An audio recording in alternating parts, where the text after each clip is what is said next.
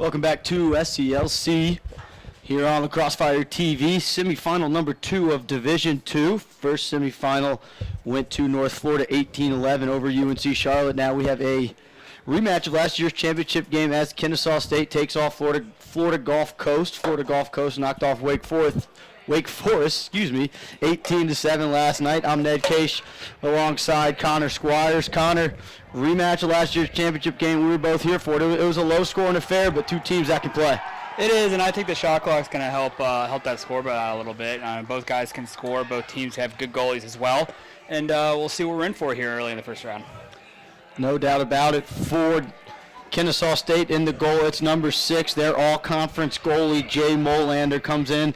64% save percentage, averaging 8.5 goals against. And on the flip side, for Florida Gulf Coast, it is number 8 in the cage, Austin Cotton, 67%, 8.9 goals against average. So two goalies who save well over 60%, and they'll have themselves a test against both these offenses as things get underway. Winner will take on North Florida.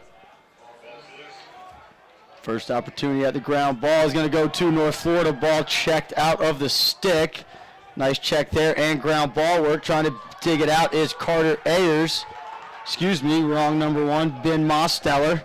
Mosteller out of Lassiter High School in Marietta, Georgia. And they get things settled down here as Vinny Magro handles. Magro, an all-conference performer as well, leads this team with 46 points on 24 goals and 22 assists.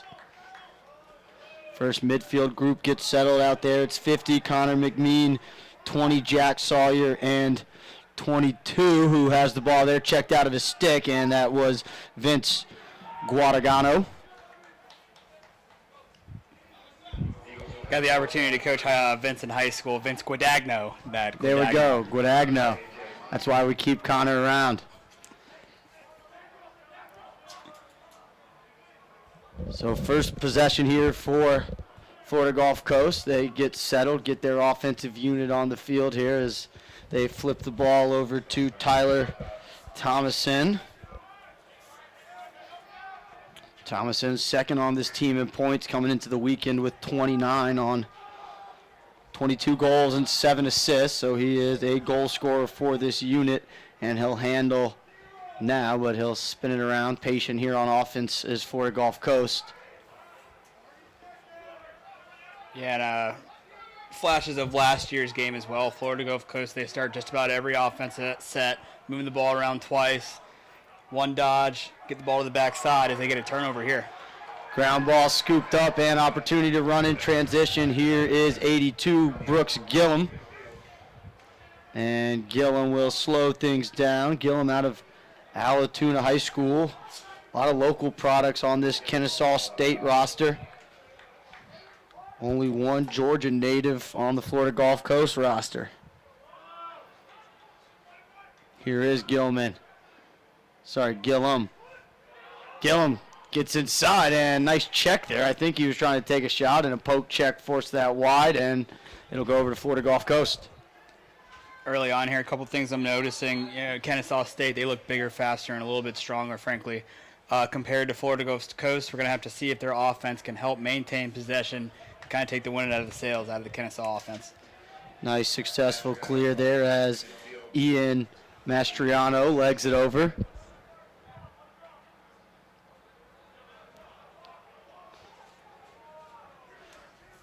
So 60 on the shot clock here as Florida Gulf Coast gets settled again. It was a 6-5 game last year. Connor mentioned it. Expecting a little more scoring with the shot clock this year. It's an 80-second shot clock. You got to clear the ball over the midfield line in the first 20 seconds of that. It'll reset on any shot off the pipe or any save that the offense retains. Shots off goal do not reset anything. Loose ball pushes or violations will also reset the shot clock. As Florida Gulf Coast gets the ball to Chase Sharp on the wing. Sharp sweeps topside to his right hand. Nothing doing there. Good show. Now stepping in from the wing, Molander with the easy save.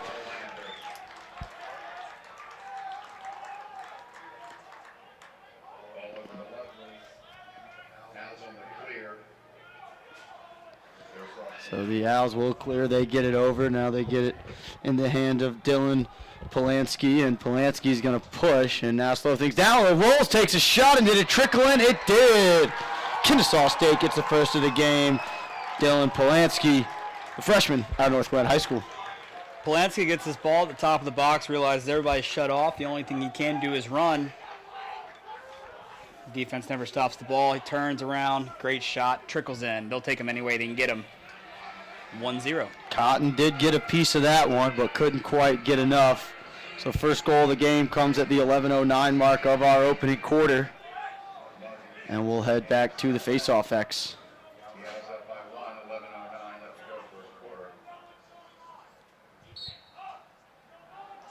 Looks like it's Cannon, 14 for Florida Gulf Coast, who wins it clean. Nice job there by the sophomore Robert Cannon. Taking most of the draws for Kennesaw State today will be 16, Gavin Mugg. And staying on to play here, getting to the middle and not getting free for a shot is the face-off man, Cannon, but he turns it over, and here comes Kennesaw State with Cole McMean out in transition. And they take a shot. Nice job there. Good play there in the goal by Cotton. He stepped in the passing lane that McMean wanted to throw the skip to and then hop back in cage for the save. Either that or a rough shot, Ned. I'm not really sure, but you can see that Kennesaw State's trying to push transition, push the tempo. They get another good opportunity in early offense.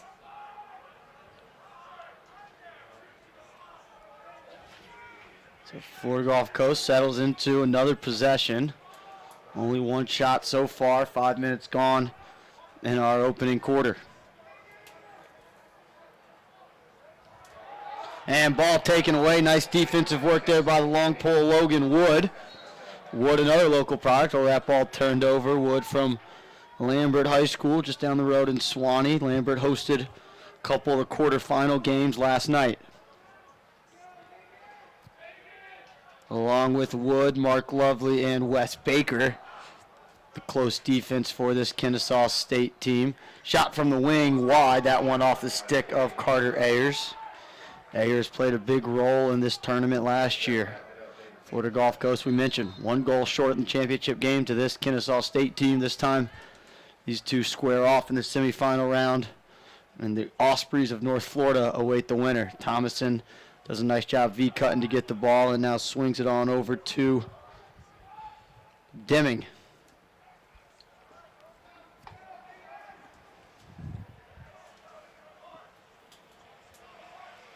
Gulf Coast again, a little methodical in the ball movement. Molander, another save. Nice job again. Sweeping top side was sharp, but couldn't beat the goalkeeper. And again, transition opportunity. Here comes Gillum. Nice opportunity inside and finish. That goal credited to number 3, Colin Wilcox. Give the assist to Polanski. Nice job in transition by the Owls. Yeah, they've been knocking on the door the last 3 or 4 possessions, trying to push that tempo, and they finally get a goal off of it. And just a nice clean break. See him hit the point guy one more. And the inside finish. Polanski's 17th assist of the season.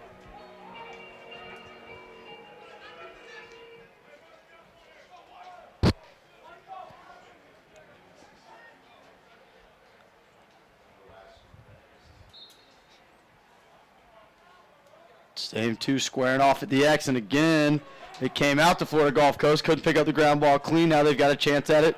Scooped up and pushing the opportunity in transition, taking the shot wide. No backup. It'll go to Kennesaw State, but a good ground ball and take there by Liam O'Connor. Just no backup on the shot. Once again, Kennesaw State's going to get the ball.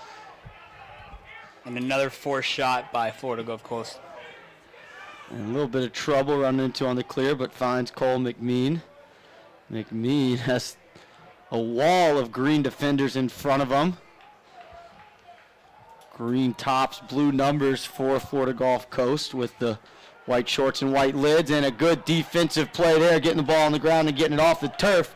Mitchell Charbonneau. As we talked about, Kennesaw State likes to push on offense. Gulf Coast giving a little bit right back to them as they apply pressure on the defensive end to get the turnover. Under 8 to go here. 2-0 lead for Kennesaw State.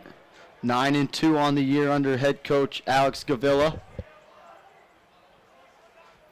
He's assisted by Brock Lonis, Keegan Devereaux, Mark Ryan, Nick Ogle, Rex Gavilla, and Sean Seaman. So a lot of coaches on staff for Kennesaw State as they carry a pretty big roster for a D2 club team. Program that was founded in 2005, so relatively new. And again, sharp sweeping top side from that low righty wing, and again, nothing doing. Down the alley, Thomason tries to get inside, backhand. Ball didn't come out of his stick. He avoided the crease. We have a big-time scrum in front. Ball picked up momentarily by Gulf Coast. Flag comes down and goosed away. Kennesaw State should pick it up. And which way is that flag going to go? It's going to go against the Owls. That's about the third or fourth time they started with Sharp on that right wing with that little hitch dodge to get in front. Looks like he's got about a 12-yard shot that he keeps passing up. It'll be interesting to see if he decides to pull that or dump that off to the crease man on the inside next time. Under 7 to go, first foul of the game, 30-second push. So we'll see what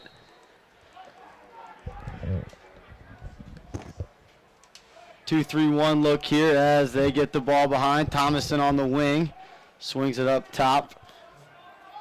About 10 off this penalty already. Now they're going to push aside, send a couple cutters. Thomason back up top. Now they go 2 inside. They find one of them inside. Shot just missed wide. Good look. That stick off the shot. That shot off the stick of number 7, Devin Deming. Restart will come from Jason Adino, one of the freshmen from Naples, Florida. That penalty is going to be released, but not quite even yet. And now Kennesaw State settles in. Shot from the outside, just wide. Shot from Mastrini. Kennesaw State defense standing tall here. Just have to survive one more wave before this penalty releases. And that pass knocked down, scooped back up by Andino. Skip to Thomason. Not sure how that got through, but Thomason handled, right hand save right to Molander's gut. And Molander's got 3 saves here in the early going. Gillum will get the ball in the middle and look to leg it over himself. And he does. Nice job protecting his stick, 82 in white.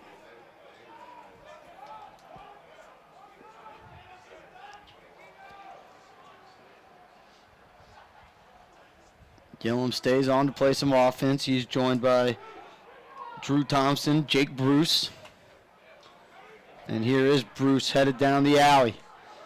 Draws the slide, moves it straight ahead to the backside to Magro. Magro, the leading scorer for this Owls offense. Moves to his right, wants to throw the skip, jams it inside, and that shot just missed. Good look Thompson had, but put it a little bit wide. Thompson from South Forsyth High School. Magro was the star of the show last year here at this tournament, and he does a very good job scoring goals. As we see an underhand, one-handed shot. He'll pick the ball up on the end line, see if he'll look to attack, score, or distribute. Colin Wilcox with an acrobatic shot. Magro drives now, working to get above the goal. Tried to get it inside to Wilcox. Got checked as he tried to throw the pass. Ground ball picked up by Florida Gulf Coast. 5 minutes to go in our opening quarter. Nice trail check there to get the ball on the ground by Bruce. And it's going to be picked up by the Owls. Let's see if they run. They're going to try to. Isaiah Sims showing some athletic ability. Shot wide. Backed up by Colin Wilcox. Wilcox, a senior out of Marist High School down in Atlanta. About 25 miles south of where we are. Wilcox attacks, and I think that went in. And that might have been one of those unfortunate situations when the ball hits the flat iron behind the goal line. I saw net move. I don't know about you, Coach. It looked like it. Just like you said, hit that iron on the inside, shot right back out. But no whistle blew, so it won't matter, and we'll play on. Not a huge uproar from Kennesaw State either, so maybe we saw it wrong from up here. Well, Magro is right on the crease, and he saw it the whole way. He was one of the only guys to put his arms up, except for the guy that took the shot, which is, He's always doing that, right? He's always doing that. Ball swings through X. Jake Riley down on attack with Andino. And the dodging Sharp. Sharp up top. Yeah, early on, it looks like Sharp's the only guy that's trying to initiate. He's trying to do everything right now. I wonder if Florida Gulf Coast has somebody else that can help take a little bit off of him, because right now, if he's the one only dodging through the entire game, it's not going to look good for the guys in green. And Dino is the leading point scorer. He had 30 coming into the tournament. Didn't see any stats from last night, so all our numbers are from coming into the weekend. Bouncer, another easy save for Molander. Not a lot of shots coming from inside 10 yards for this Florida Gulf Coast offense, but they do a good job riding the ball back. Quickly they go up ahead, a little bit of a scramble situation. Sharp trying to bully his way down. Nice look inside, shot wide. Gold Coast, when they do get their good opportunities, they're just not hitting the cage. But, yeah, like you said, Ned, not getting a lot of close-range shots. Those 15-yarders, Molander eat those up all day. Good defense there on the end line from Baker. And I think we're going to get a ward call, and we will. So Baker frustrating Sharp here in the early going. Sharp's a bit of a mauler, too, and if you can just get a big guy on him as they substitute out him through the midfield, you get a big guy on him, match him up. It's going to be tough for Gulf Coast to really beat their matchups, create slide opportunities, and get the defense moving. Nice stick work there on the far side by Chris Plate out of West Islip High School up on the island in New York. See a lot of those Long Island guys come on down to the south side. It's beautiful weather out here today. Couldn't ask for better weather for a day of lacrosse. No doubt. About 73 degrees. High will be up near 77, 78. Sunshine, not a cloud in the sky. No, Coach Al would love some clouds up there right now. Nice save inside. Second save of the game for Cotton. Austin Cotton, 2 saves. Of course, all our stats are unofficial up here, but we try to do our best to keep you informed at home. Thomason handles on the flip there from Robert Forrest.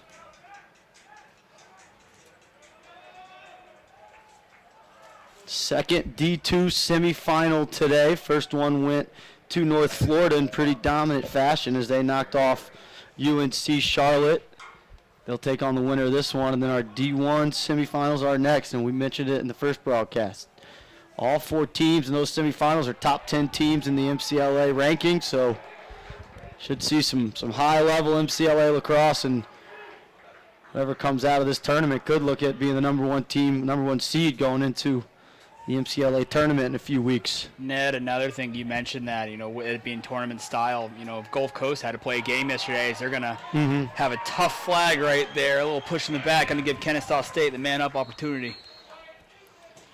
Push right in the back, but yeah, Connor, you mentioned, Gulf Coast played yesterday. Both Kennesaw State and North Florida earned themselves first-round byes due to regular season scheduling and record. And that's why that regular season is very important, because you do want the 1 seed. It's not easy playing an 8 o'clock game and turning right around and playing right afternoon the very next day. And if you win that game, you play the next day Sunday. Right.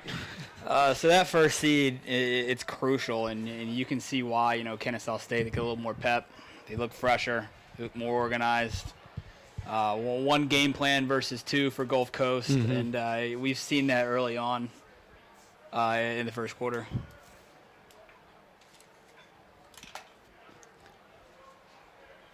So Magro will restart the ball outside the box at about the 14-yard line here on the near side.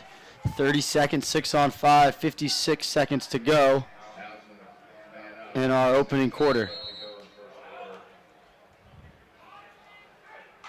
McMean, top left shooting spot, playing with the right-hander. They're going to go to a little bit of a wheel, it looks like. They get down to Magro. Not a lot of true lefties on this Kennesaw State team. Magro trying to get inside. Did he go in the crease?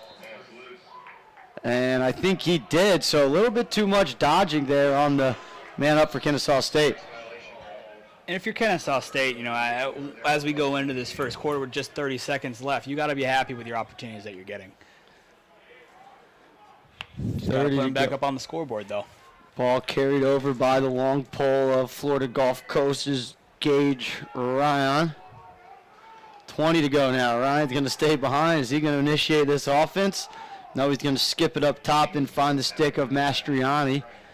And now coming downhill is Deming. Devin Deming steps in off the stick of Molander and goes with 7.2 to go. A big-time and much-needed goal for Florida Gulf Coast. Yeah, as a coach, one of the things you want to do is you want to win the end of every quarter. Gulf Coast may have been on their heels early on, but a goal right there gives them plenty to talk about going into the quarter with just 7 seconds left on the face-off. We'll see if someone can generate another goal. You see him step in there from just outside 10 yards. Realized he had the chance and pushed it just past Molander's stick. 7 seconds to go, certainly plenty of time to score. AJ Monte, 14 out there. Robert Cannon again for Gulf Coast. 3-2. Can they throw something on Cage? They will throw it on Cage, but it's wide. And that will close out our opening quarter. That shot came off the stick of Carter Ayers, who had a pretty quiet opening quarter. 2-1 after the first 15 minutes here in semifinal number 2 of the SELC Division II bracket. We're back on La Crossfire TV's coverage of the SELC tournament right after this.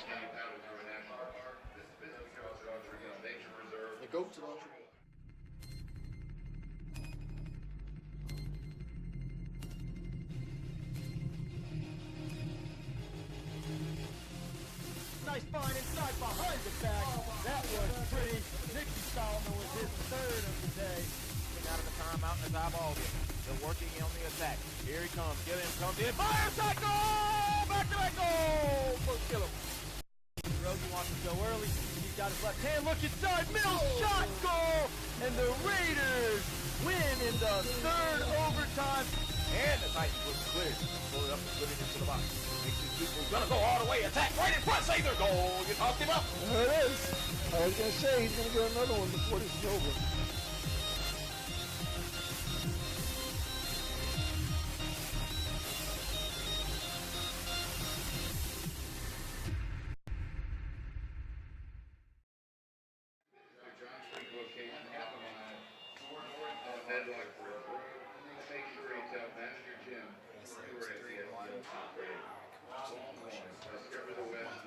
No, I only want to know.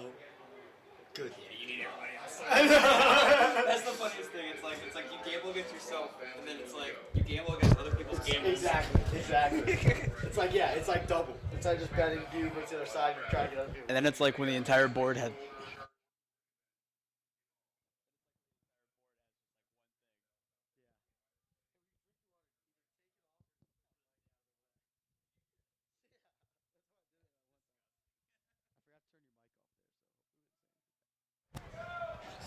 Second quarter underway here on the Crossfire TV's coverage of the SELC tournament here at Northview High School in Johns Creek, Georgia. Thanks for tuning in. Kennesaw State 2-1 over Florida Gulf Coast in a rematch of last year's D2 SELC championship game. This time the winner gets the right to play in the championship game against North Florida, and Florida Gulf Coast coming out there with a nice face-off win. Here comes Liam O'Connor down right alley, shoots that one high.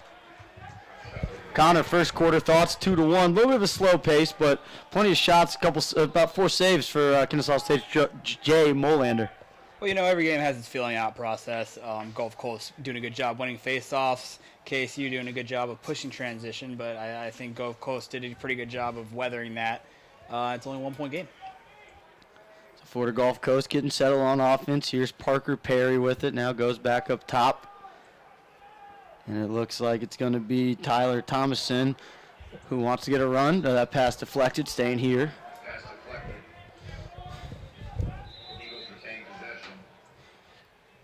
One of our newer programs we'll see this weekend, Florida Gulf Coast, founded in 2012. Of course, Florida Gulf Coast may be best known for their Dunk City run through the NCAA tournament back in 2013, I believe, and they knocked off Georgetown.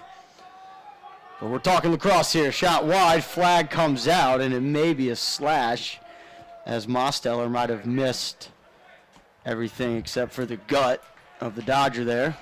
So it will be a 1-minute slash, man-up opportunity for Florida Gulf Coast. First penalty of the day. First man-up opportunity for Gulf Coast. Saw Kennesaw State had one.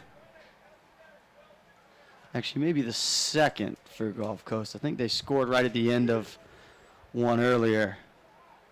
Again, I told y'all our stats are unofficial up here. So here they come. They're going to start out in a 2-3-1. Playing behind is Andino. And he came into the weekend their leading scorer. He pushes, skips it up top, step down for Ayers, and nice save by Molander. That shot had some velocity behind it. You see why Jay Molander was the SELC Division II All-Conference selection at the goalie position. See if Kennesaw State pushes, and losing their footing are both players, offensively and defensively. And now Polanski's going to step away and settle things down with McMean and 82 Brooks Gillum. Pretty warm out here. KSU continues to use that first line midfield. Not seeing any new numbers on the field. Something to keep an eye on. So they settle it down into I guess they're waiting for this last couple seconds to tick off the penalty, and it does. And coming out of the box is Jack Sawyer. And Sawyer handles now. 30 seconds on the shot clock.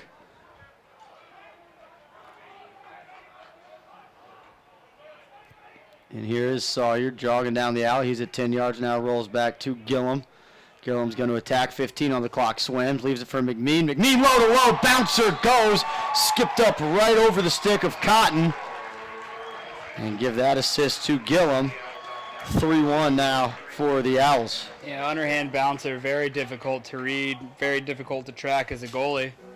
Whether it was meant to be that way or not, look at the goal, 3-1 Owls. 17th goal of the year for Cole McMean. And it extends the Owl lead out to 3-1.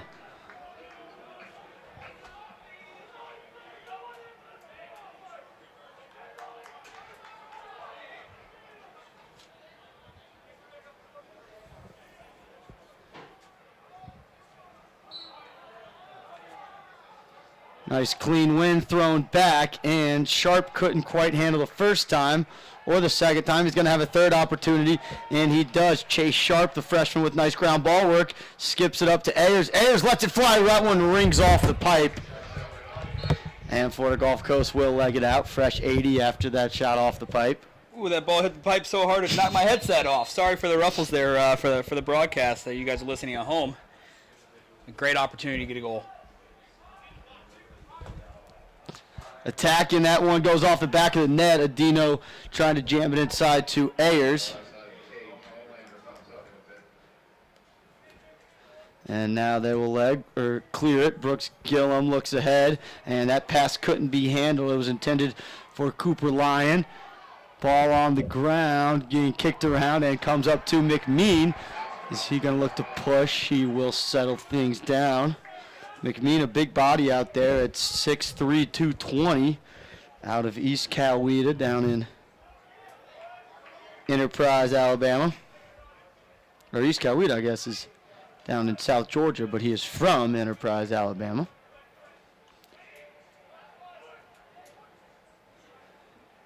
Now they get the ball behind, and it's Stanhope with it. Stanhope rolls back, kicks it through X to Magro. Magro looking to find somebody, finds McMean. Face dodge, spin move, one move too many into the heart of that Gulf Coast defense. A lot of ground balls being missed on the first time here in the first half. And this one isn't going to be missed as Sharp picks it up.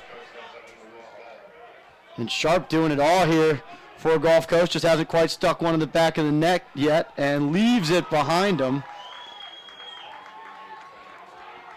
And Sharp just looking for an outlet, and he finds it in Rupert Dyer. Or excuse me, wrong number 7 there. Devin Dimming. Dimming has the only goal for Gulf Coast so far. And they'll get Sharp off the field after that well-earned ground ball.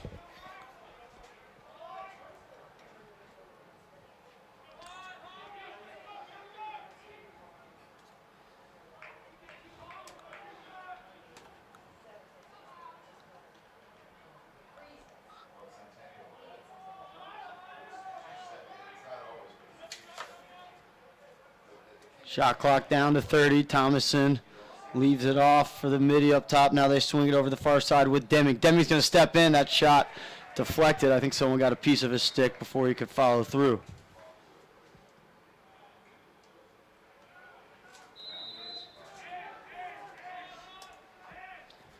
And Gillum got a piece of that one. Shot clock at 13 and counting. Here goes Demi again, straight ahead to Thomason. Thomason, the left hand, is going to step in. That was way too easy for Molander. He's off to a nice start here with 6 saves. Up ahead to Brooks Gillum.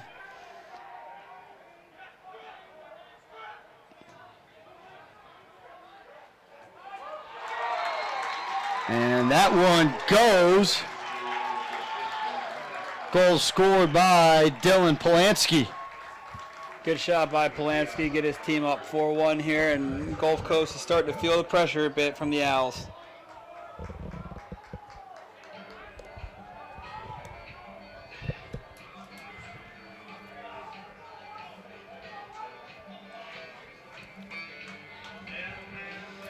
Florida Gulf Coast team comes in 6-5 on the year under head coach Michael Double D.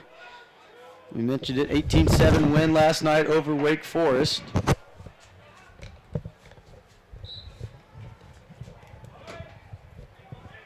And another face-off win for Florida Gulf Coast. They go backwards and will set up their clear as a nice little meeting there between Cannon and Polanski in the middle. Polanski, excuse me.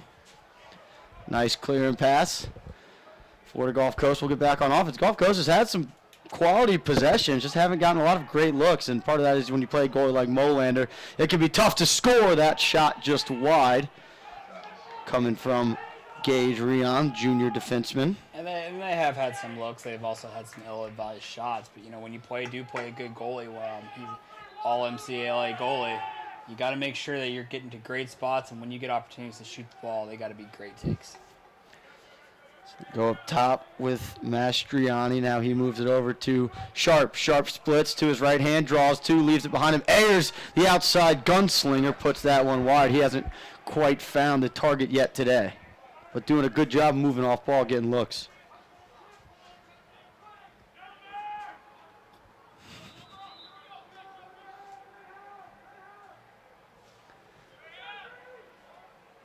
.40 on the shot clock. Although now the shot clock has stopped on the far side. There it goes, counting. So extra second or two for this offense as Chase Sharp moves it up top. Now they attack from the far side down the right alley. Shot saved by Molander. That'll reset the 80. And that's a big reset for Gulf Coast, and that's going to be tough because now Kennesaw State, they made the save. They did what they had to do, got them down to the end of their clock, and then I got to dig back in and play defense. And that can be a push in the back. It will be. So another man-up opportunity here for Florida Gulf Coast.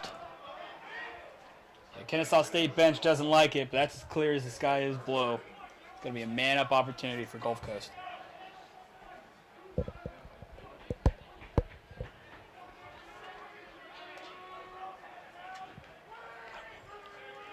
It's 30-second foul.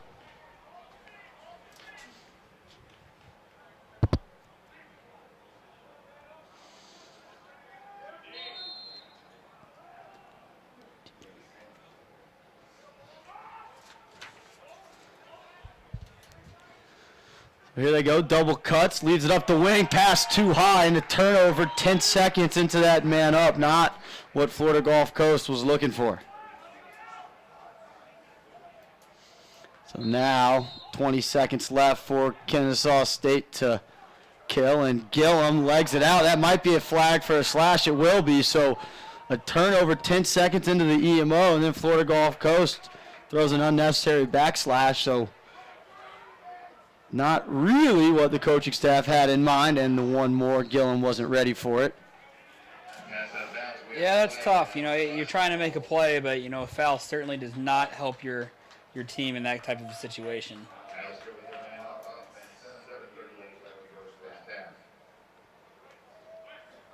The Owls go man up.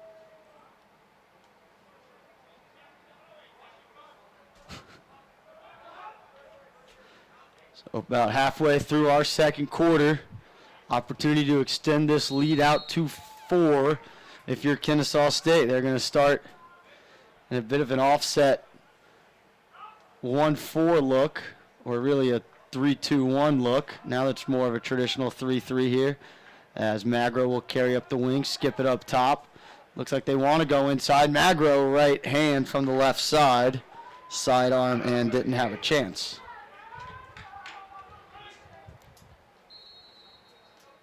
Now they'll restart with Polanski from the near side. Goes behind to Magro.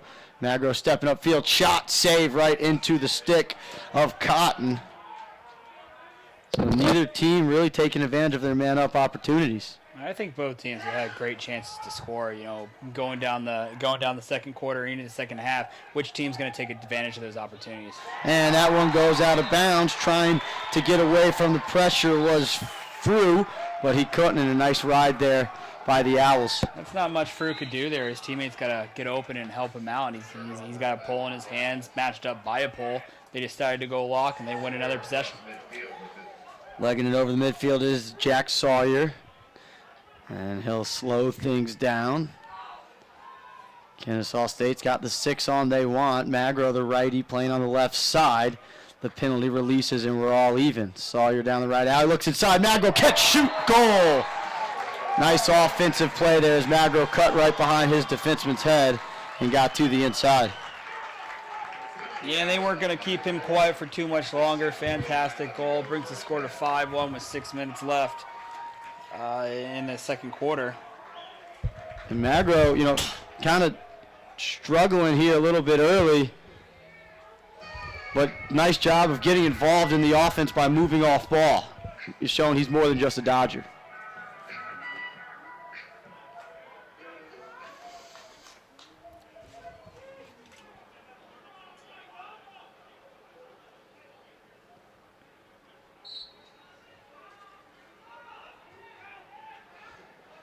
Face off again, goes to Florida Gulf Coast. Feeling a little pressure behind him and legging it out. I think that's O'Connor.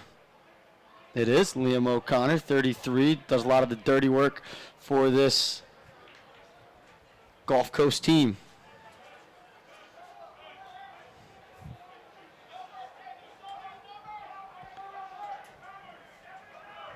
Thomason handles on the far side. He's got a short stick matchup. He's going to jog behind and may look to invert. He will invert. Trying to get to his left hand, which is his strength. Looks up top for the skip pass. Nice hitch. Now getting into the middle and trying to do a little bit too much with the ball was Perry. It got stripped. Ball still on the turf. And this will be a big ground ball. If Gulf Coast come up with it, Perry kind of lost his footing there. Now scooped up. And I think Gulf Coast will use a timeout, and they will. So we'll take a quick break here on the Crossfire TV's coverage of the SELC D2 Semifinals second game, 5-1 lead for the Owls of Kennesaw State.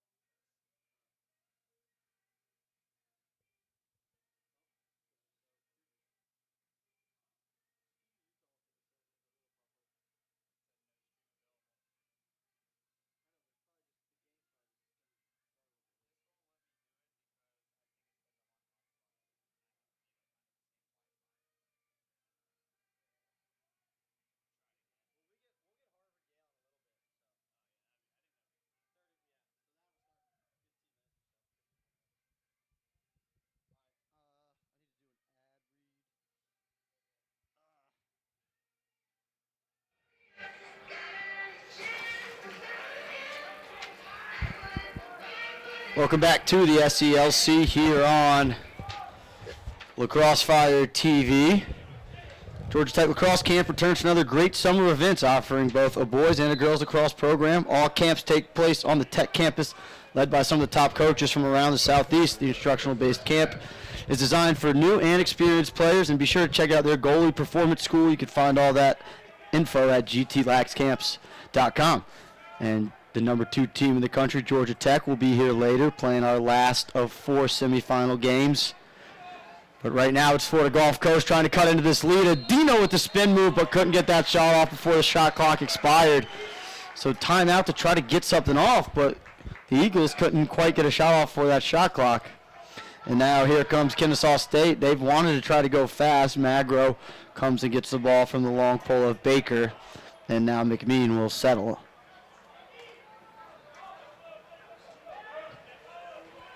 Yeah, especially out of that timeout, you'd hope to generate at least a look. Gillum hitches, nothing doing though, tries to jam it inside, picked up, shot never got through, and looked like one of the Eagles defenders ate that in maybe not the most friendly of spots, and a big collision there at the midfield line and getting the ball on the ground. Good job there by Sims, giving up his body and getting the ball back for the Owls. McMean picks it up. And we'll restart fresh 80 for the Owls as they get the ball to Polanski. It's KSU, they'll work the ball around again. Gillum down the alley, shot wide, and who's it going to go to on the backup? Kennesaw State seems to be getting the shots that they want on the offensive end. Yeah, they are. I'd say that they've absolutely been dominating the game. I'm sure the coaches want to, put those few more of those on cage, because when they are on cage, they've had success. Polanski underneath, looks across to Gillum, who dunks it home.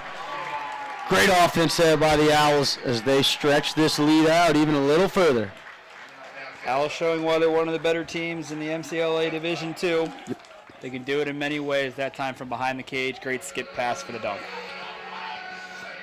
And, KSU played a lot of the Division I SELC and MCLA teams this year and beat a handful of them. So they're well tested coming into this tournament.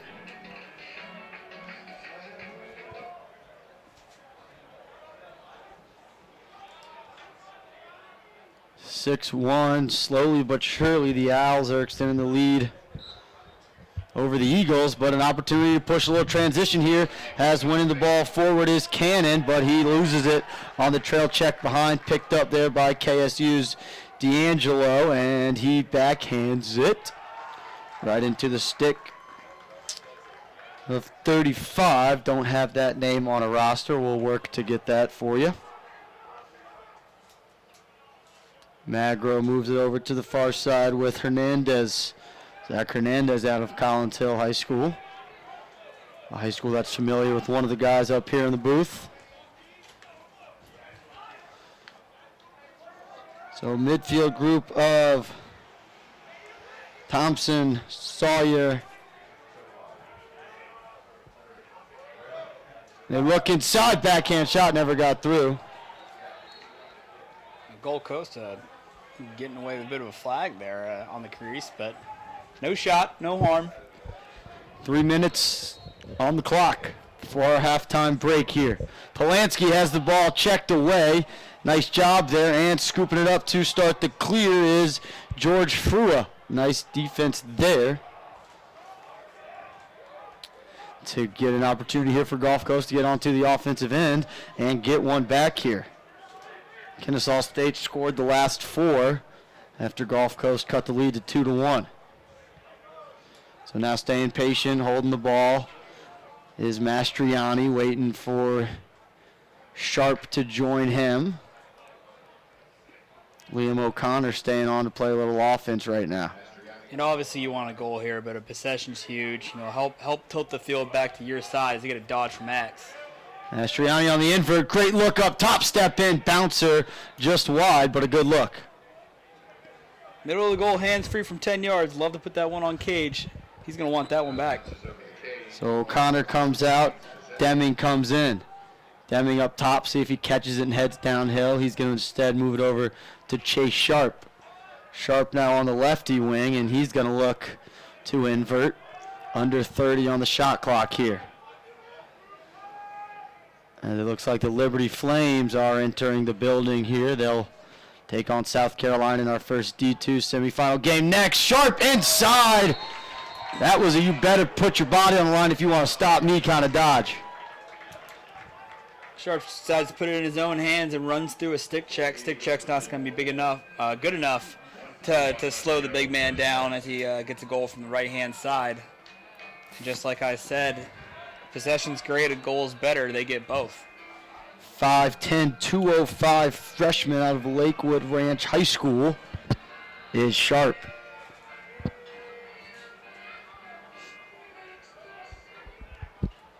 .141 to go, lead down to 4. That was a big goal for Gulf Coast. If they can keep it at this 4 mark or maybe even get it down to 3 before the halftime break.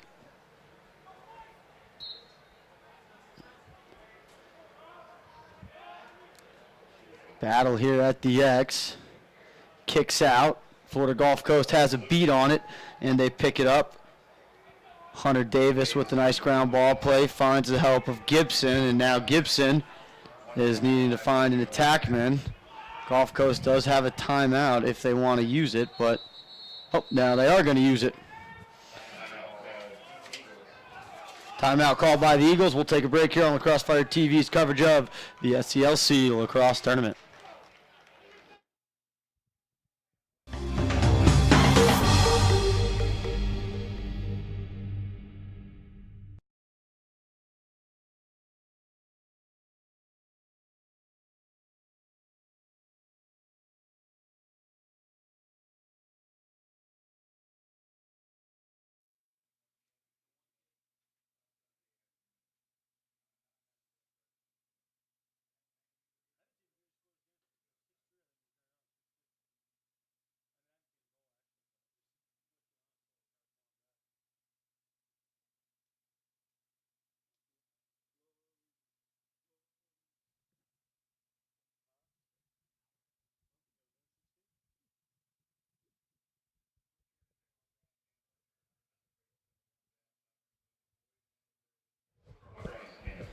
Abbott's Bar and Grill is a definition of a neighborhood bar and grill. Established in 2003, it has become a favorite in Johns Creek ever since. Stop by this comfortable hangout before or after the games.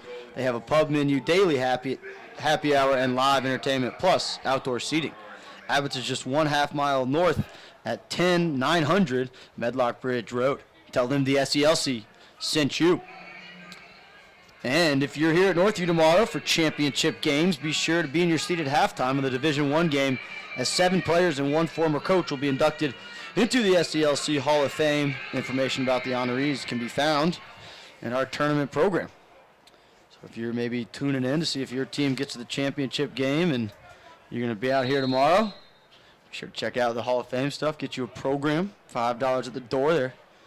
Nice programs. We're using them up here to make sure we can get everything correct. And nice play there by Gulf Coast out of the break, but just couldn't quite corral the last pass. Now 1 minute to go for the halftime break. Here's Thomason, shot clock under 50, about a 10-second difference, and that saves way too easy to Molander. We've seen them generate shots in between the football hashes often, but more times than not, Molander's been on top of them. Lead pass ahead to Gillum, and checked. Now coming up with it is Ryan. Here comes Ryan. He's an offensive-minded pole. See if he can get anything. 30 seconds to go here. Gulf Coast out of timeouts. He gets it behind into the stick of Andino. Andino's going to look to attack. Has a lot of room to the right side. Nice look all the way across and jamming it home on the backside. 35 in green, A.J. Monte.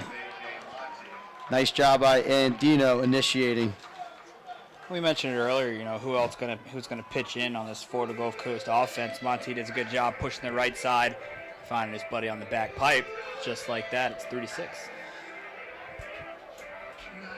And again, winning the end of the quarter. That's the second time that they've got score 6-3 now, Kennesaw State. It was 6-1.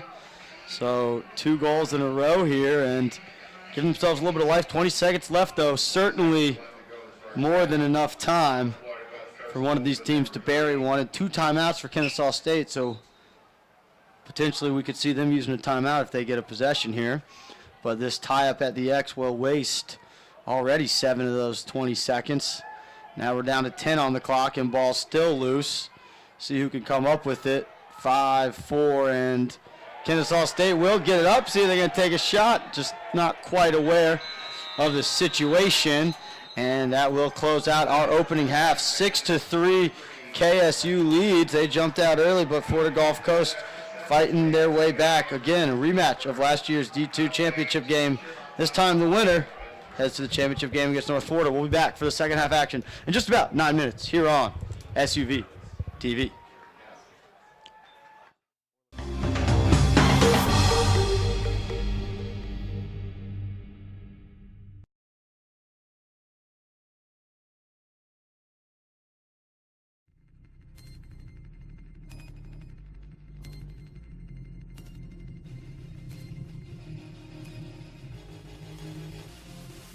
Nice find inside behind the back.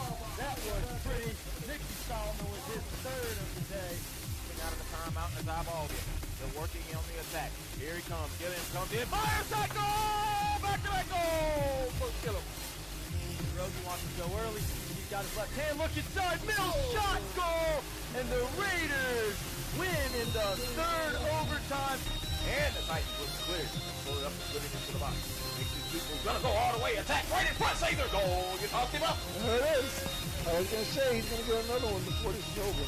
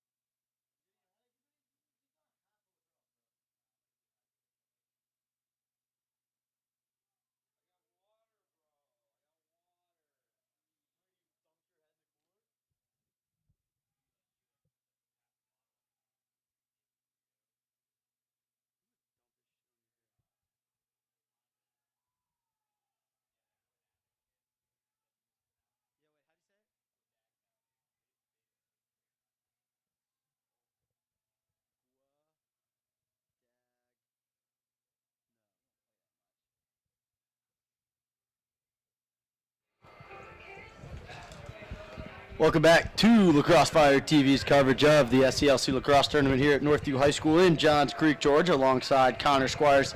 I'm Ned Case, D2 semifinal number 2. About to come out of the halftime break. Kennesaw State leads 6-3. It was a 6-1 lead for KSU before Florida Gulf Coast got the last 2 of the first half. And Connor, it seemed like one offense in Kennesaw State was getting a lot of the looks they wanted, and the other offense in Florida Gulf Coast was settling for a lot of shots in that first half. Right, you look at the scoreboard, only a 3-point game.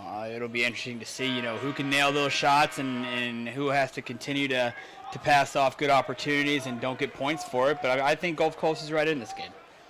So Gavin Mugg at the face-off X for Kennesaw State. He'll square off against the sophomore Robert Cannon.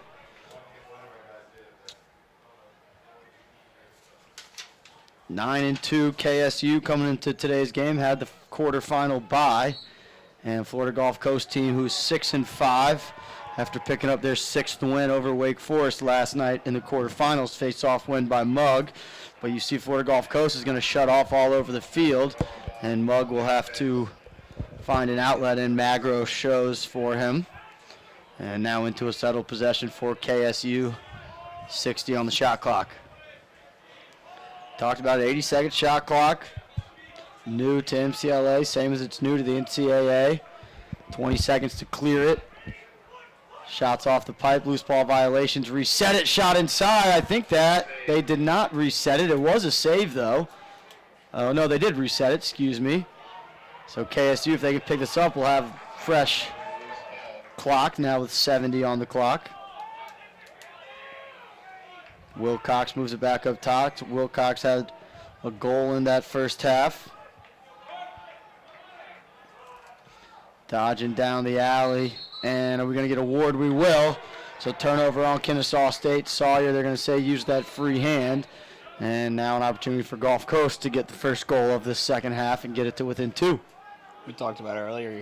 Who besides Sharp, who's going to really pitch in and contribute here for FGCU.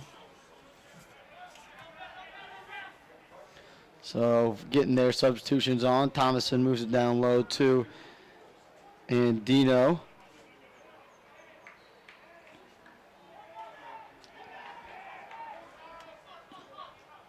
Thomason up top. Here's Devin Deming. Deming's going to go down the alley, scored from this spot on the field in the first half.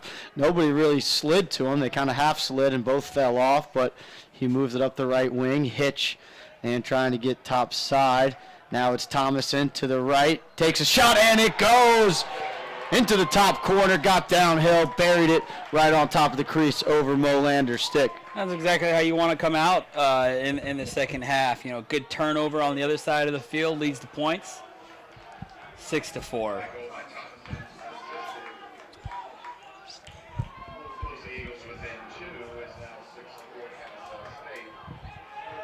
A 3-0 run here for Gulf Coast following a 4-0 run by KSU.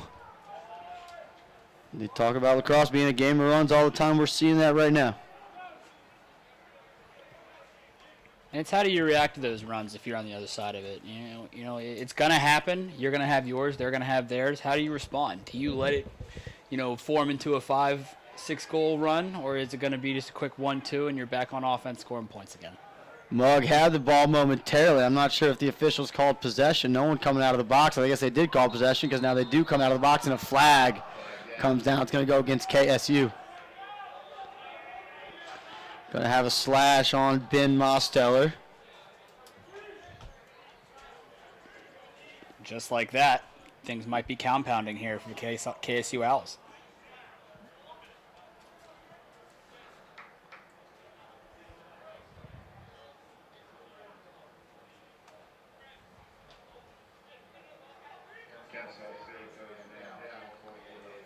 So we'll see what Gulf Coast can get. They've come out in the 2-3-1 a lot with Andino looking to push the sides. But we've also seen both teams kind of not really get into any sets on man up and just have some guys dodging. Thomason on the wing. We also saw a turnover by Gulf Coast on their last man up. But they'll look to change that. And Dino with the ball behind, double cut. They want to skip it up top to Ayers. Same look they got earlier, and he keeps shooting high on Molander, and Molander keeps making the saves. See if Ayers figures that out and starts to shoot low on the hot goalie. And another shot right in front of the cage at about 12, 13, 14 yards. Can't get it to go. And ball on the turf, scooped up by Gulf Coast. Nice work on the far side by Deming. And potential to continue the 6-on-5. Now they're going to push it. Here comes Kampmeyer, and he takes the shot. And do they throw? They're going to call a loose ball push, so it'll stay here. Possession shot. And Dino's still 6-on-5. Now they're into 6-on-6 play, and Chase Sharp comes out of the box. He had a goal in that first half right before the halftime break, and Dino draws 2. Sharp calling for the ball up top, but he settles for the simple pass right up the wing.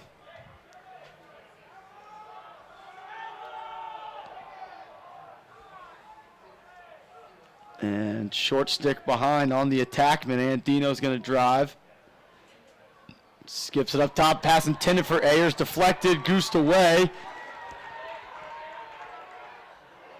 And loose ball push. It'll stay here with Gulf Coast. And not only that, but that'll reset the shot clock. It resets the shot clock. It's an easy turnover. Had a coach once say, pushing the back is one of the dumbest plays in lacrosse.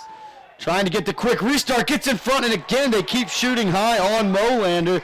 That was Mastriani. Did a nice job of getting a shot, but they've just put it into the stick of the Kennesaw State goalie. Man, and Mastriani really could have had the Owls on their heels right there with a goal off a turnover. Missed out on a great opportunity. Let's see how they rebound on defense. 10th save for the Owls goalkeeper, and clearing pass handled now. They get it to McMean.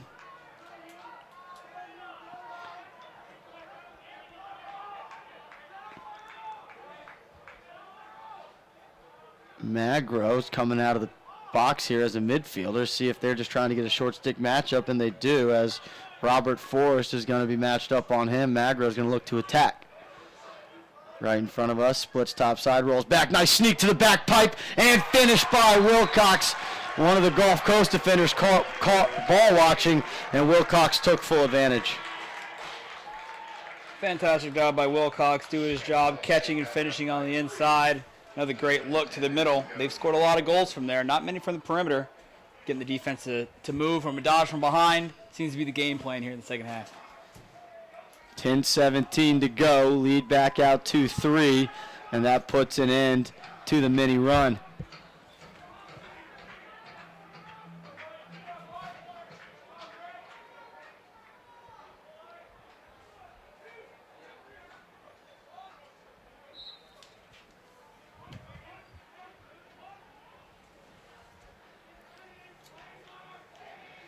Battle at the X.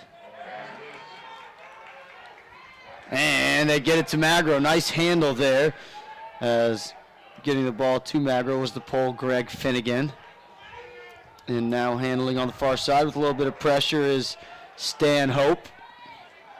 Stan Hope out of North Cobb High School in Ackworth, Georgia. Now it's Drew Thompson. Haven't heard a lot from him, but he's been on the field a handful of the times. And he tried to backhand, I think, to Wilcox, so the pass got deflected. Magro picks it up, skips it up top. That pass deflected, so it won't be an over and back. Gulf Coast is a unit on defensively, very poised, good communication, backside always covered up. They can just figure out a way to lock down that crease from dodges from behind or up top. I think they'll be in good shape here coming down the stretch.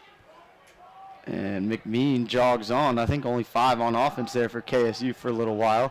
Now McMean wants it up top, see if he attacks downhill. He does. O'Connor tried to make him go left, but he goes right anyways, and that shot deflected. Never went on goal. Good hustle there out of the cage by Cotton, but the loose ball will come up to Kennesaw State. Pushing it is Sawyer, and that shot wide off the stick of Stanhope. Great opportunity to score there on that last shot, but number 2, Trebano, just sticks a stick up there in the air and gets a piece of it. That one might have been destined for a goal. 70 on the, under 10 on the shot clock. Here is Sawyer. He's got to get downhill and put something on Cage. He does, and it goes. I think enough of a screen there on Cotton. It got him handcuffed, and with 1 on the shot clock, KSU gets another one.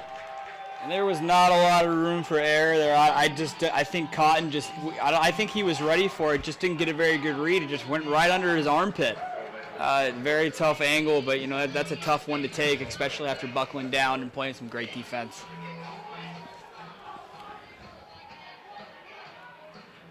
And just like that, he had a one-on-one opportunity with a goalie on offense for Gulf Coast, and you turn around and eat one on the other end. It's a 2-goal swing. So that becomes the 6th different goal scorer for this KSU team.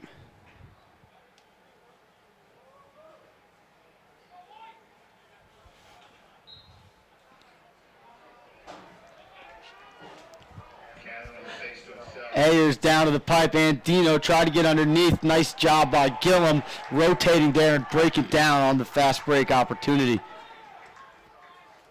Brooks Gillum staying with that matchup behind on Andino.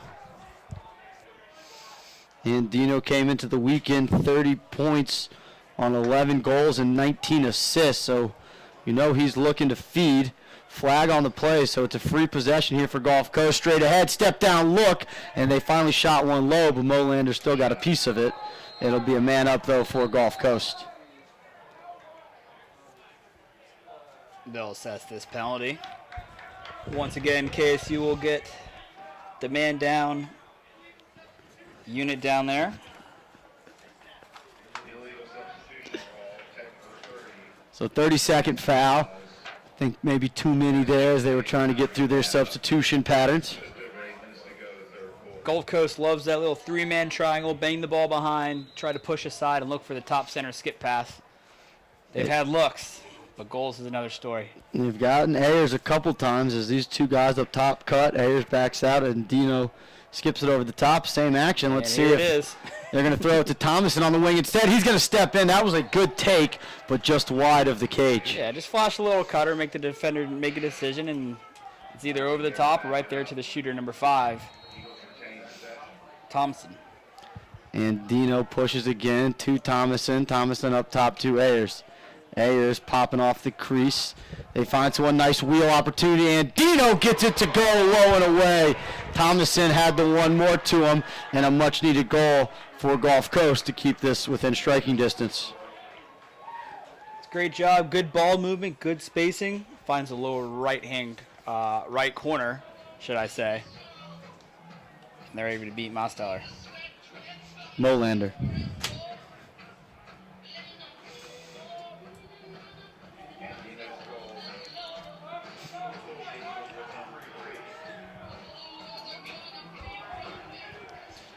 Back to the face-off X where Mugs had some success in the second half, but it was Cannon in the first half. And Cannon rolls it right back. Easy scoop up for Chase Sharp. And Gulf Coast has a chance to get this lead back down to 2. They got it to 6-4. But Kennesaw State scored 2 of the last 3 to get it back out to 3. Here is Sharp working against the long pull of Baker. Baker is tough on-ball defender. Here's Mastriani.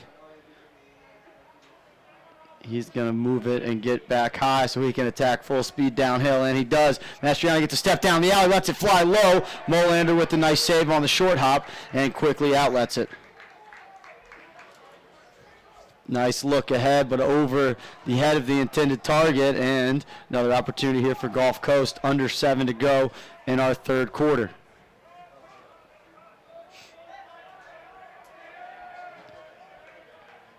O'Connor checks with the sideline and moves it onto the wing. Devin Deming looks like he wants to sub through the midfield. And he will, as Mastriani will get the breather. 50 on the shot clock, so still plenty of time. for Gulf Coast to get the shot they want, and they're going to invert here. Here comes O'Connor pushing the right side, tries inside roll, loses his footing, draws two, finds Ayers. Ayers moves it too sharp, and now they're going to try to get to the backside. They do. And Dino trying to beat Baker. Hesitation move at X, steps away, looking to feed. Nothing doing, shot clock at 25. It's okay if you're Gulf Coast. Take your time to get a great look. Sharp right down the middle, and another save for Molander. 13 now by my count for the all-conference goalie.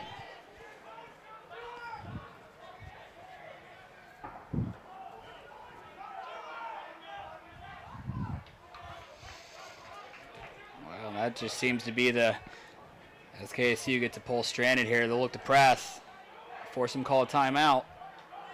And they won't. They will get the turnover momentarily. They got to come up with it. And big ground ball here in the third quarter. KSU comes away with it momentarily. And did they get the timeout? They did. A little extra after the play, and KSU might have just wasted a timeout if 50 is going to be called for that late action. So we'll hang here for a second while the officials talk through it, but I think coming out of this timeout, it's going to be Gulf Coast ball.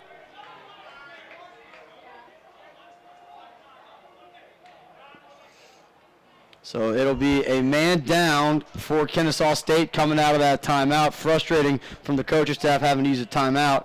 And we'll take a break here on the SELC here on Lacrosse Fire TV.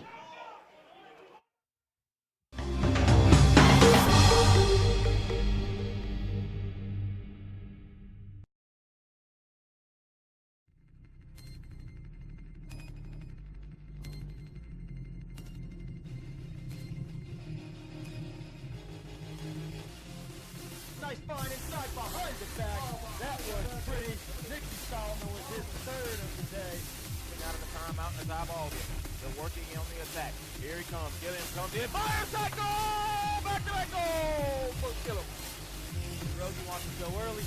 He's got his left hand. Look inside. Mills shot goal. And the Raiders win in the third overtime. And the Titans was cleared. Pull it up and put it into the box. Makes these people gonna go all the way. Attack right in front. Save their goal. You talked him up. There it is. I was going to say he's going to get another one before this is over.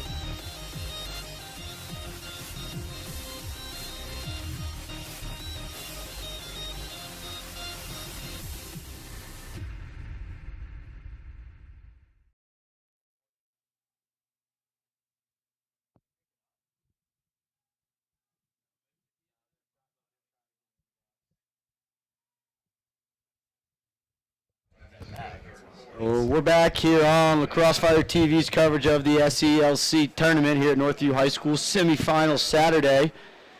And there's a 1 minute non-releasable against Kennesaw State there, as there was some action after the play, and one of the Kennesaw State guys, like he kind of threw a little bit of a shove into Florida Gulf Coast players. So let's see if Gulf Coast can take advantage here. KSU did use that timeout, so they're down to one here in the second half. And Dino pushes straight ahead to Thomason, up top to Ayers. Ayers over to the wing. 1-4 look here for Gulf Coast as they roll off. Matriano stepping in for the bouncer is Thomason, and that should reset the shot clock, and it will. So picking it up off the end line, 35, A.J. Monte. He had a goal, last goal of the first half. Thompson, great job trying to use that defender as a screen there. You're going to need everything you can to beat the goalie. He's had, by Ned's count, 14 saves thus far. And Dino up ahead to Thomason. Face dodge, good approach there, and a turnover. So Kennesaw State, still 22 more seconds to kill on this penalty, but looking like they may get out of here without harm. And they're going to reset the 80, and they have it, one of the clocks reset. Gillum, long pass up to Mosteller, who handles but has the pull on him right away. And see if Mosteller can get away from Gibson. And he cannot. Gibson gets the ball on the turf. And now Mosteller's trying to get the ball back to KSU. Kicks it ahead. Nice ground ball picked up there. And just turning into the... That's a tough cross-check call. That was a smart play there by Mosteller. Just lay on the ball and go ahead and get the flag called. But, you know, it kind of both ways there. It was a nice ground ball dug out there by Forrest, but then instead of running to space, he turned right back into the double team, but kind of got bailed out by the cross-check call that I believe will go against Mosteller. Yeah, Mosteller just freezing the puck there. Just it is NHL playoff season. I guess technically they called him withholding, and that blew the call dead. Because KSU faithful are not happy about the call, and I think they got a bit of an argument. 1 minute cross-check. It'll be a 4-on-6 here. Okay, so they got, it looked like Mosteller and also Gillum were called for fouls there, and really needing to take advantage here of the Eagles. 6-on-4, they're going to keep running their same set and try to get the ball to shooters. And KSU is quick to rotate to Ayers. Now, nice ball moving inside Deming, but another save by Molander. And just maybe a little bit too soft. I know it's an inside finish, but you still got to jam that thing home. But Gulf Coast is going to be called for a push in the back. Let's see where they start the ball. They're going to start it inside the box. Push happened up near the midfield line. Yeah, KSU's been had their back against the ropes the last 6 minutes. I think they've done a very good job at weathering this storm. And it starts by great play on defense. As they pretty much get a turnover here, and they got a fast break going the other way. Great opportunity coming the other way is Forrest. He gets trailed, checked down from behind and throws a wild pass. And Gulf Coast just not really making the right plays and the smart plays right now, and it's hurting them because, you know, 3-goal game. We said at halftime off air, you know, it kind of felt like Kennesaw State was really in control of this game. And it still kind of does, but you look up at the scoreboard, and it's only 3 goals. Well, that's the reason, because in the third quarter, KSU keeps returning the favor. You know, bad fouls, you know, bad turnovers, bad quick shots, one that we just saw. But yet again, you know, their goalie continues to keep bailing them out. These are good shots that they're giving up. Sharp handles. He's got the long pole of D'Angelo on him. Beats him to the left-hander, and again into the stick of Molander. 15 now for Jay Molander, the junior goalie from Alatoona High School. Won a state championship his senior year.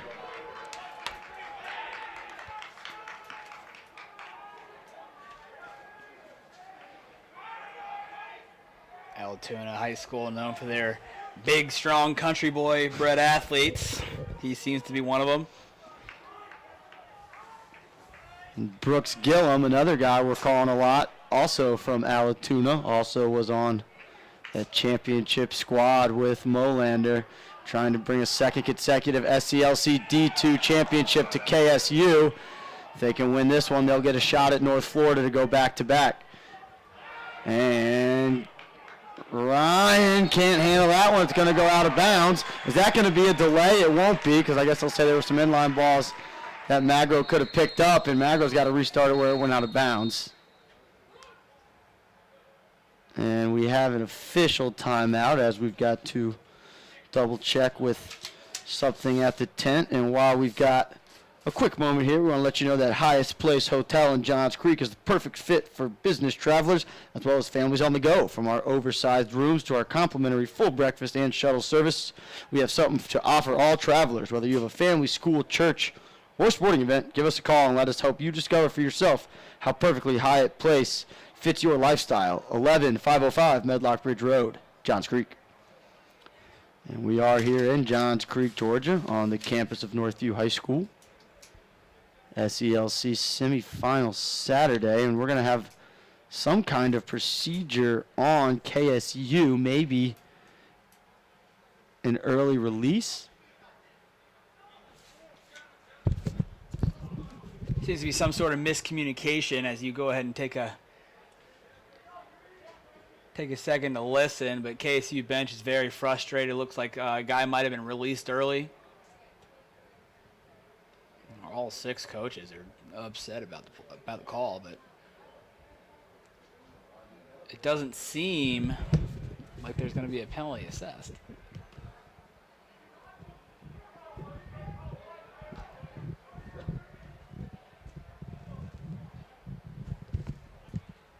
It may have been that one of the 2 guys serving the penalty never came into the box to take a knee. Because I know they called 2 check, they called Mosteller and Gillum, and I'm not sure Mosteller ever went into the box. He now went into the box. Ned, sorry to interrupt you. I think they released the penalty early. He tried sneaking back off, and that's the reason why it's going to be Gulf Coast ball at top center for a free clear. They might have assessed another penalty as well. Looks like the man down unit yet again is on the field as the KSU coaches are trying to calm the bench down. And it's again a 6-on-4 with Mosteller and Gillum still in the penalty box. And now Gillum will go, Mosteller will go out of the penalty box, and Sims will go in the penalty box. So I'm not exactly sure what the call was, but it is a 6-on-4 with 1:15 to go in the third quarter. And a chance here for Gulf Coast. They keep running the same man-up plays, and Kennesaw State's slowly starting to figure it out, even if they only have 4 guys. So see if they have any variations of their man-up looks. And possession shot, maybe we'll call it.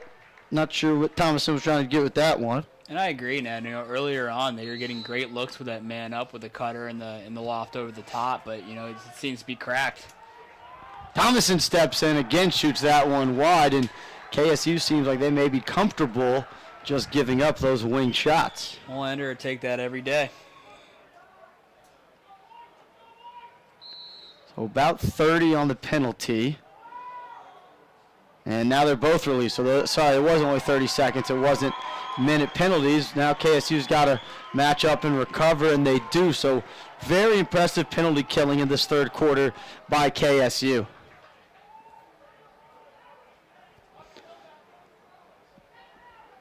.30 on the clock. Andino drives, steps away, looks inside. Ayers caught it, but no room to get a shot off. Ayers continues to be an off-ball player. Now they get it up top, and here comes Mastriani. Downhill, right hand shot low, wide, backed up by KSU, and Ayers just a little bit lazy there going after that shot. Effort play by the Owls. Yep. If they can get a goal on the other end. A turnover though, 6 seconds on the clock. See if Gulf Coast could throw something towards the goal. 3-2, couldn't handle the pass, and nothing going. So a little bit of a sloppy third quarter, a lot of fouls going on in the third quarter. Either way, the lead remains the same. 3 goals for KSU, 8-5, heading into the fourth quarter here on Lacrosse Fire TV.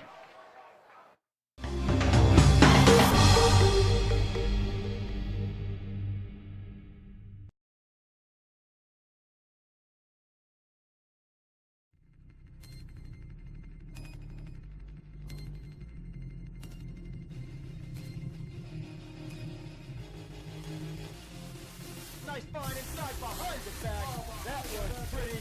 Nicky Solomon was his third of the day. Out of the timeout and his eyeball game. They're working on the attack. Here he comes. Gilliam comes in. Fires that goal! Back-to-back goal for Gilliam. Rosen wants to go early. He's got his left hand. Look inside. Mills shot goal. And the Raiders win in the third overtime. And the Titans was cleared. Pull it up and put it into the box. Makes these people gonna go all the way. Attack right in front. Save their goal. You talked him up. There it is. I was going to say, he's going to get another one before this is over.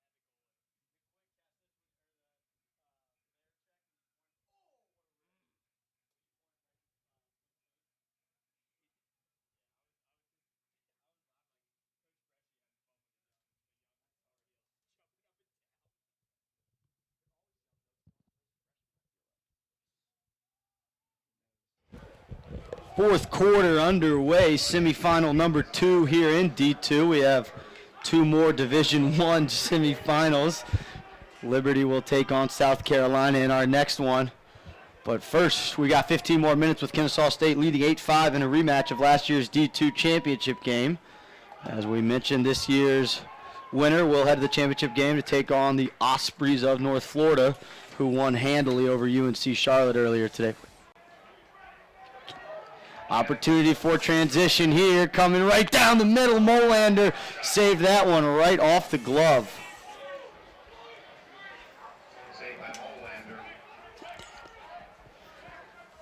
And skip it over. They got Andino behind. He's got his guy hung if they can take advantage.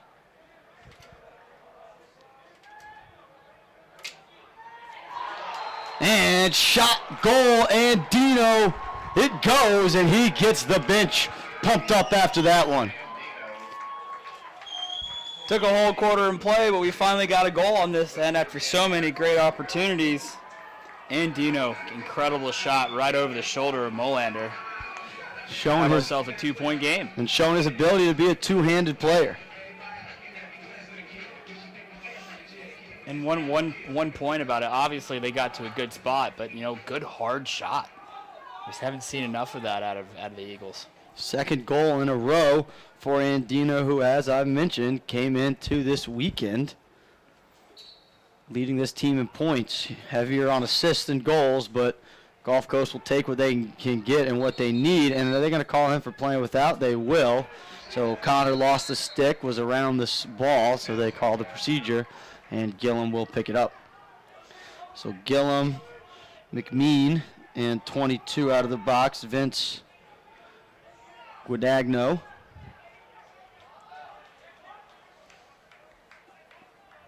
And now Thompson will join him as Gillum will get a breather. Magro to McMean. Now to Thompson.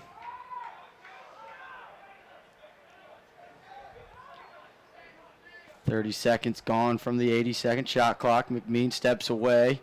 Skips it over. Thompson's going to be patient. And that one off the stick of McMean. Ground ball on the far side. McMean picks it up, stays with it, loses his footing, but keeps the stick protection. Magro one more. Great ball moving out of KSU. Pass intercepted, though, and we're headed the other way. Robert Forrest handles some pressure. Almost missed the pole coming out of the box. Now he gets it over to his own long pole, Gibson. And things settle down as the Eagles look to get it within one. Hasn't been a one-goal game since it was 2-1, which was our score after the first quarter.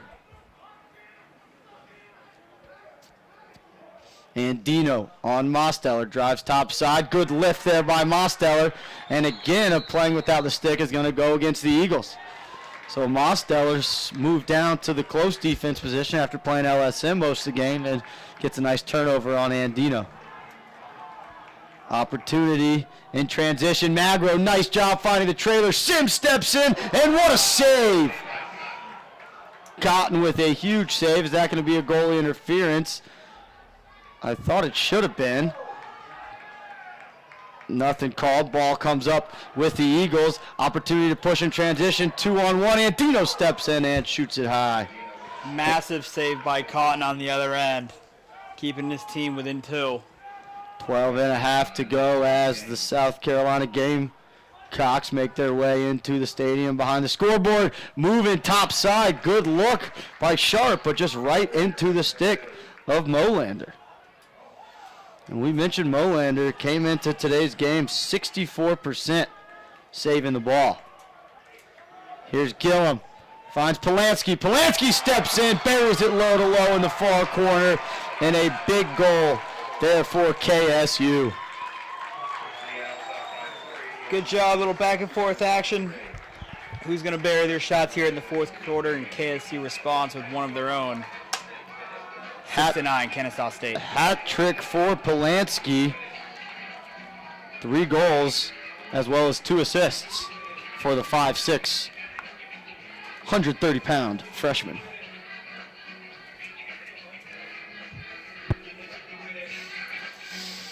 Cannon and Mugg again at the face-off X.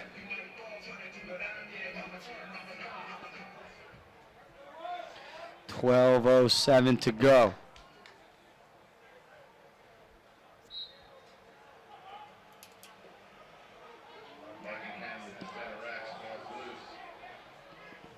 And ball pops into the KSU offensive zone. Magro battling for it. O'Connor one-hand attempt, couldn't get it. One-hand attempt this time, pops it his way and picks it up with two hands. Here comes O'Connor pushing a transition. No one's going to stop him. He's going to take the shot and shoot it high.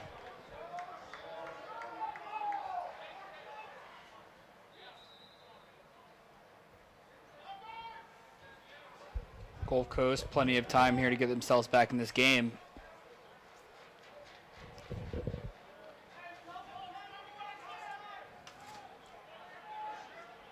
Here's Andino behind, trailing by 3.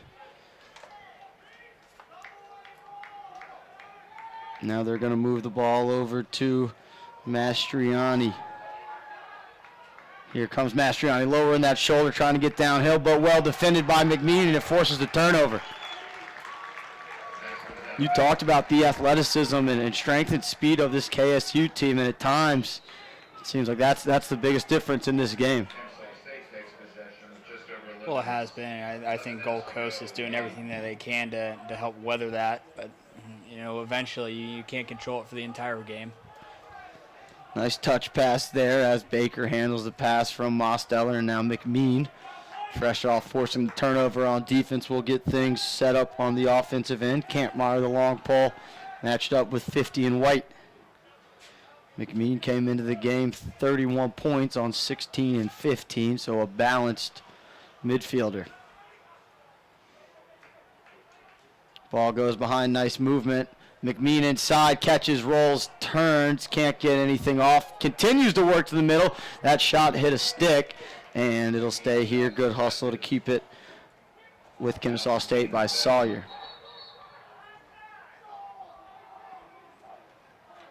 And KSU staff wanted the quick whistle because it was a 6-on-5, but the officials decided the stick was in the way of play and would be dangerous.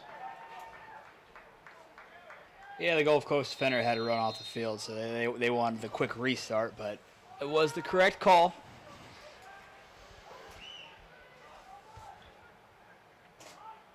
.25 on the shot clock as we approach the 10-minute mark in our final quarter. They get it up top to Sawyer. He's going to look to go downhill against a short stick, draws the slide, shoots it anyway, save. Shot clock resets, but Gulf Coast comes up with the loose ball momentarily. Good job by Sawyer riding the ball back after his shot was saved. Can he come up with the ground ball? He can't, but Polanski will. And Polanski, good job protecting his stick. Looks inside. They tried to jam it to Thompson, but he couldn't handle. Wow, Cotton again just doing his job. Needs an answer out of the offense, though, as they might get a foul here. Cotton up to 7 saves. Here comes Deming, leaves it off. What a pump fake inside by Monte. He couldn't get it to go. The pole picks it up. Shot wide, back up to KSU. So a flurry there, but Gulf Coast couldn't get anything on Cage.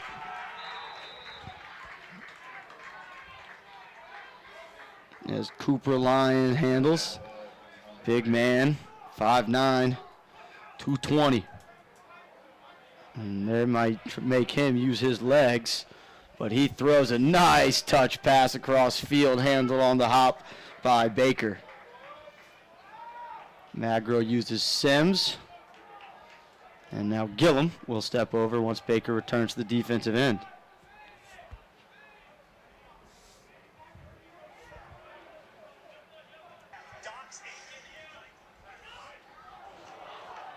Ball on the turf, pass couldn't get through.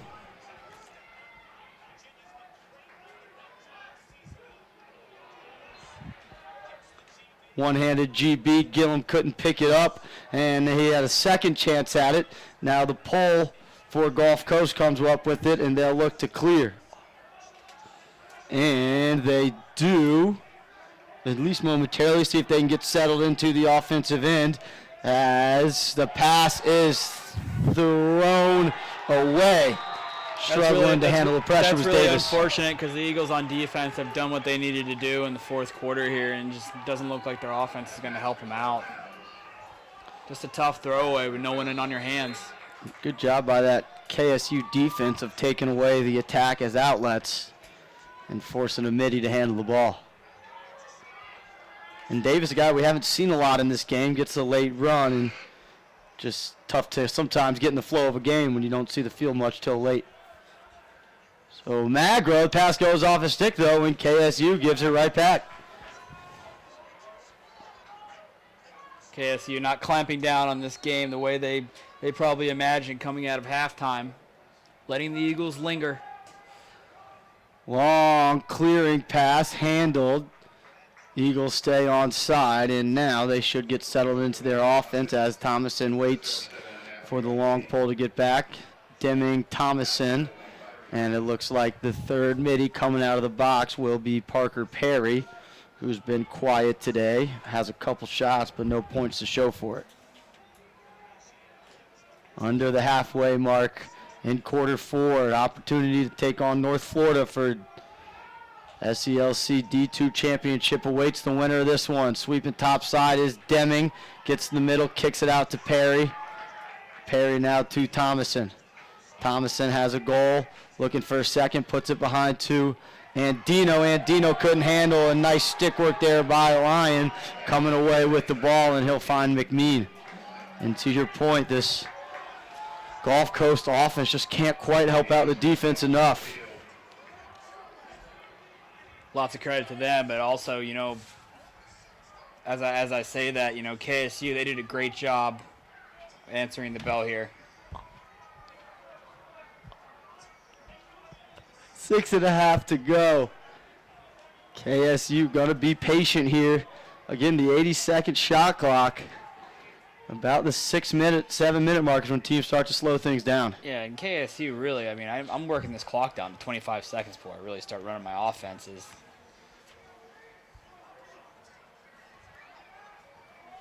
McMean in the corner. Gets away from pressure. Nice job there by the goalie stepping out to intercept the pass. And now Gulf Coast will look to clear. They almost turn it over. And they do. Good ride. Dunking it in for the easiest goal of the game was Stanhope. And that right there might be the decider here. Just doesn't look like Gulf Coast has enough in the tank to finish, but KSU getting it done, making it a 4-goal deficit here late in the fourth with 6 minutes left. And a great job on the ride game. You know, coaches always want to steal 2 to 3 goals in the ride game, and there's one of them.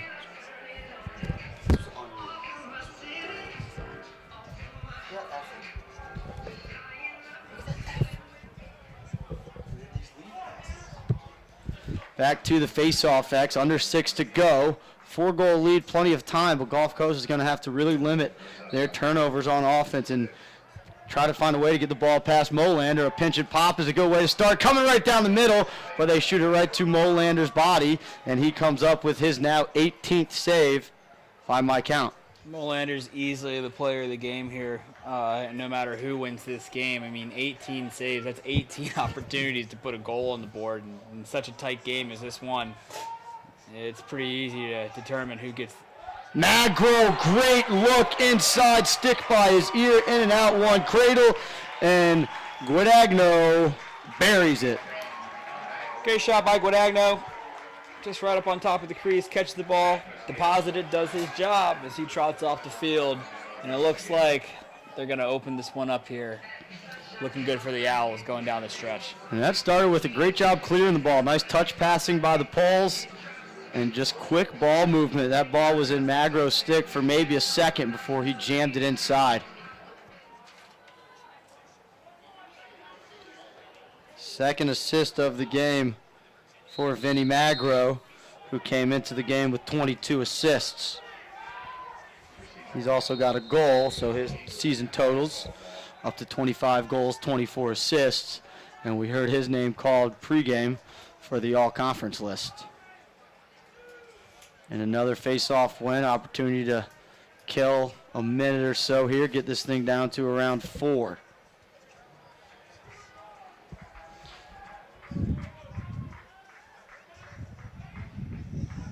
Here is Thompson, skips it over, pass was intended for Stanhope, but out of his reach, so turnover with 4:59 to go.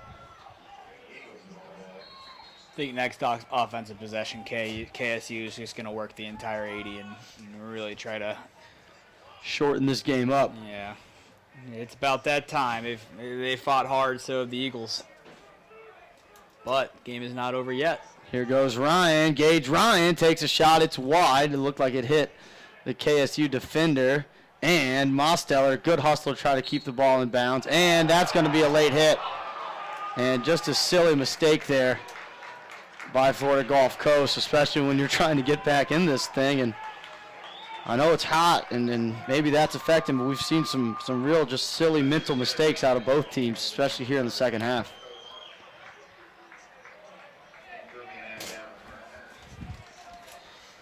So KSU goes on the man up, and we'll see what they have drawn up, or as Connor mentioned, if they just look to kill this 80 seconds, it'll be a fresh 80, so by my math, they could run this down to about 3:20.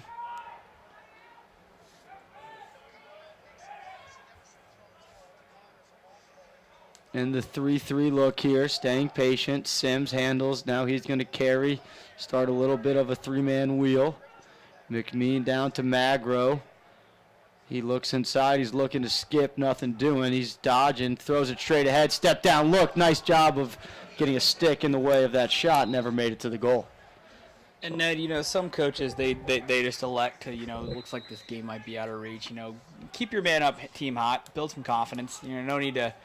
If this was a 2-goal game or a 3-goal game, I think you probably work the entire clock, but it looks like they're going to look for a goal. Step down, save there, and that'll reset the shot clock, and that's a big reset.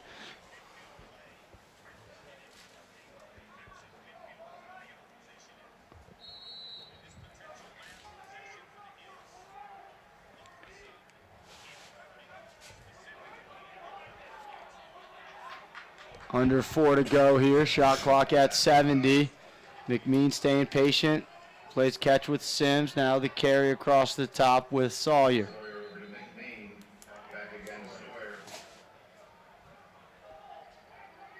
Magro looking for the skip. Penalties released. Magro the diving backhander, but well wide.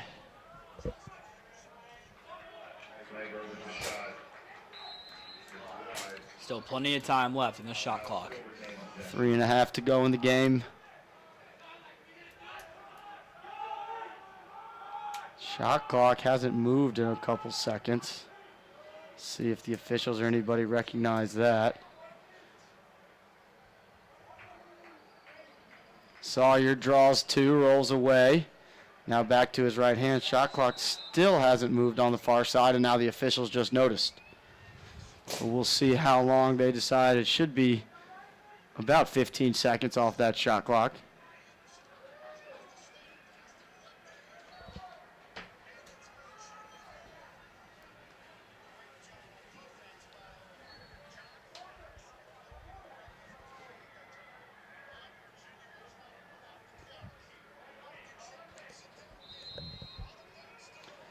So reset with McMean. They put 40 on the shot clock. Or shot clocks have different numbers on them, so we won't guess. We'll let the officials make that call. But what we do know is there's under 3 minutes on the game clock, and McMean loses his footing, ball on the ground, and Ryan will pick it up. And Gulf Coast will successfully clear. And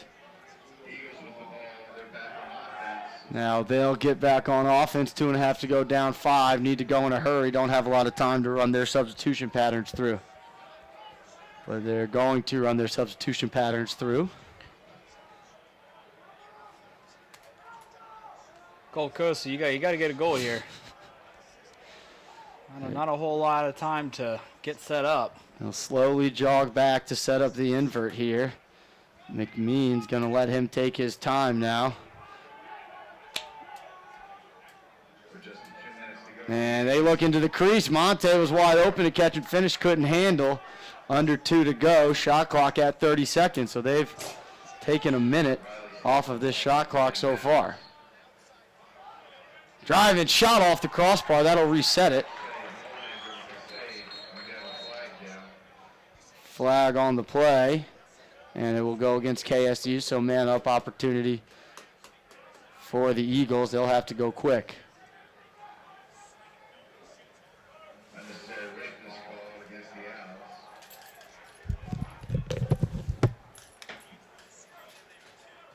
Be a man up opportunity for the Eagles.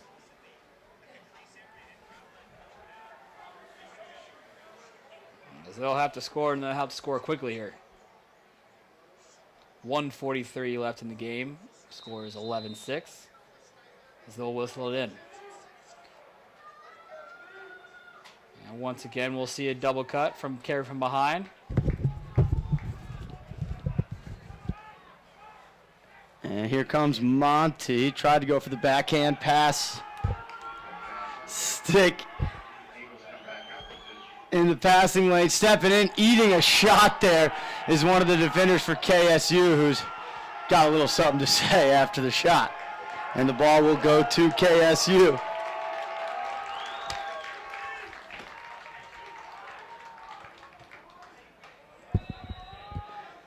Gillum will throw it length of the field, turn it over. Nice ground ball there on the far side by Charbonneau. Ayers skips it over the top. Nice handle with one hand. Step in, sidearm release. Never had a chance. Shot off the stick of Robert Forrest.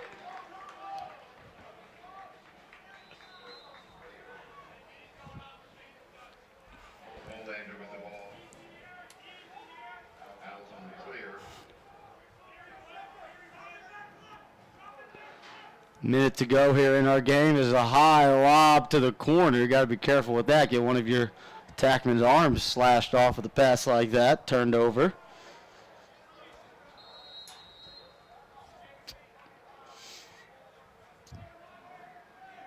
.50 seconds to go, and it looks like KSU will advance. This was a rematch of last year's championship game.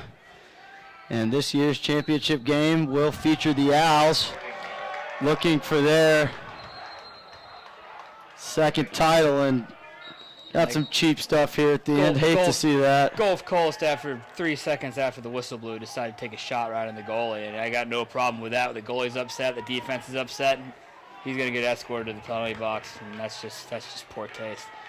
And this is it's become a bit of a rivalry here in the D2 SELC. These two teams competing for championships year in and year out, and second year in a row, Gulf Coast is going to fall to the Owls, and the frustration setting in as your season comes to an end. And finishing the year 6-6, I don't imagine Gulf Coast will get the postseason bid, so needed to win this tournament to keep their season alive.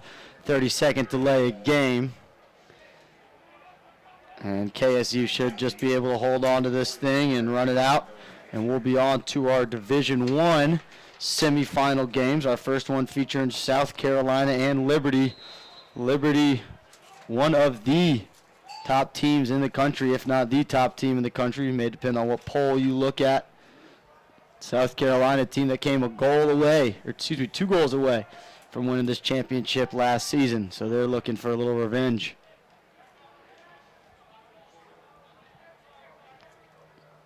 Dylan Polanski with the big game for KSU. He had 3 goals and 2 assists. Vinny Magro had a goal and 2 assists. And a nice game played all over by Brooks Gillum. He had a goal and 2 assists, a handful of ground balls, and here he is legging it out. So he 82 in white, and that's going to be an over and back. So maybe a little bit too much there, but it won't matter. The game clock will run out. And KSU is headed back to the championship for the second year in a row with the 11-6 win over Gulf Coast. And our next game, the first D1 semifinal, will start in about 35 minutes, and we'll have it right here for you on Lacrosse Fire TV's coverage of the SELC tournament.